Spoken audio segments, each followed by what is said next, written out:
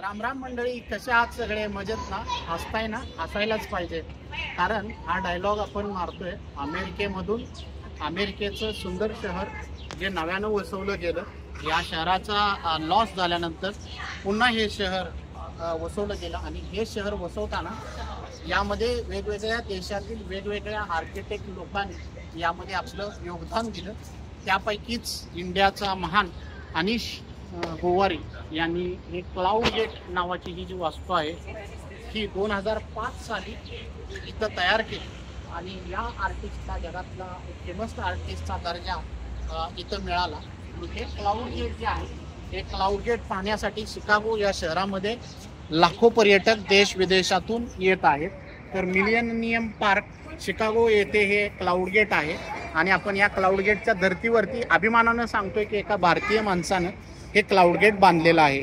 आणि हे cloud gate बांधण्याचा मेन उद्देश म्हणजे हे शिकागो हे जे शहर आहे आर्किटेक्चरच्या दृष्टीनं खूप असं महत्त्वाचं आणि सुंदर असं शहर इथं वसवलेलं आहे.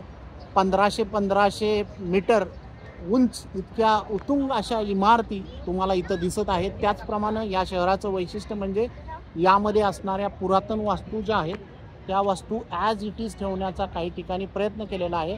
परंतु नवीन ज्या इमारती याच्यामध्ये तयार झालेल्या आहेत त्याचा वास्तुशास्त्राचा पूर्ण वापर करून नदीच्या एका किनाऱ्यावरती हे जे शहर आहे हे शहर वसलेलं आहे. आणि या शहराचं वैशिष्ट्य म्हणजे हे जे शहर बांधताना पूर्ण आर्टचा विचार या शहरामध्ये केलेला आहे.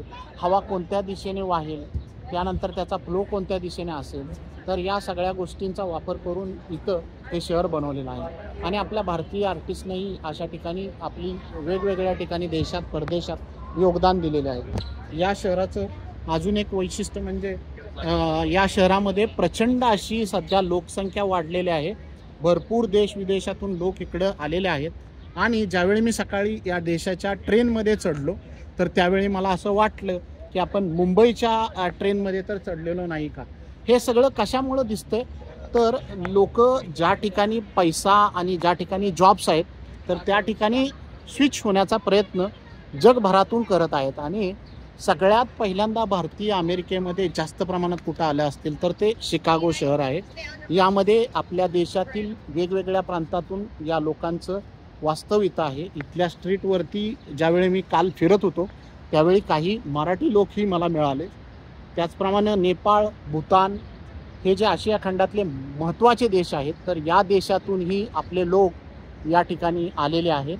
आणि भारताबद्दल या लोकांना विशेष अशी ओळख आणि आवड आहे.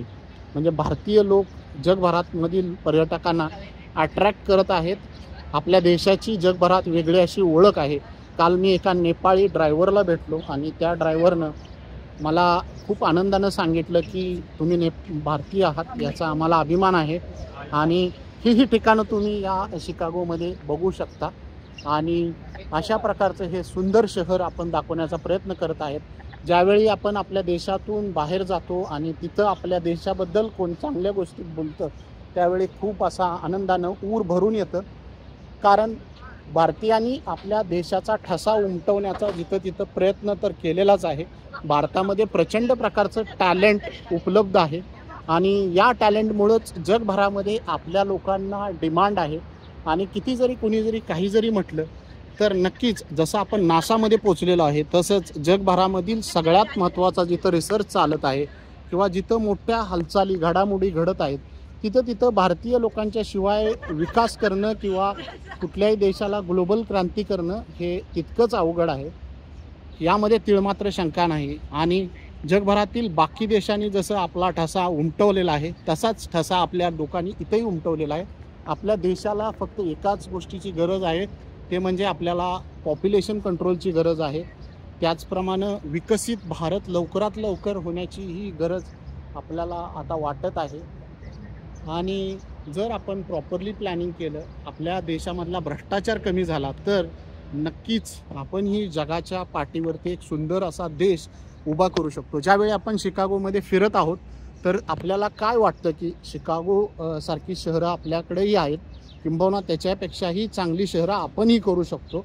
हे शहर नवीन वसवताना इथल्या इन्फ्रास्ट्रक्चरची पूर्णपणे या लोकांनी काळजी घेतली आणि अमेरिकेमध्ये ज्या वेळी अशा प्रकारची शहरं तयार केली पुढं 500 किंवा 1000 वर्ष ते शहर पुन्हा म्हणजे त्याची जी वाटचाल आहे तर त्या सगळ्याचा विचार करून इथं या गोष्टी केल्या गेल्या. कारण मी ज्यावेळी ट्रेनमध्ये फिरत होतो इतक्या मजबूत ट्रेन इथं आहेत, त्याचप्रमाणे सेफ्टीचा पुरेपूर वापर इथं केलेला आहे. डबल डेकर ट्रेन इथं उपलब्ध आहे आणि अशा सगळ्या इन्फ्रास्ट्रक्चरचा या देशामध्ये विचार आणि विकास प्रत्येक गोष्टीमध्ये केल्यामुळं हा देश कायमच प्रगतीपथावरती आहे.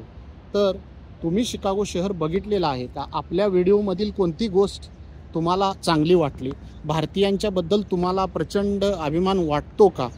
आणि कोणत्या दिशेने आपण गेलो तर आपला प्रवास अतिशय चांगला होऊ शकतो याबद्दल कमेंटमध्ये नक्की लिहा. आपला मित्र प्रशांत आपल्या सगळ्यांना भारतामध्ये बसून जग बघता यावं याचा छोटासा प्रयत्न करत आहे. तर हा व्हिडिओ जर आवडला तर आपल्या प्रत्येक मित्रापर्यंत हे शहर त्याला बघण्यासाठी पाठवा. तुमच्या कमेंटची वाट मी अतिशय आतुरतेनं बघत आहे. तर चला भेटूया पुन्हा एकदा अशाच काही नवीन इन्फॉर्मेशनसह. तोपर्यंत bye, have a nice day, bye bye.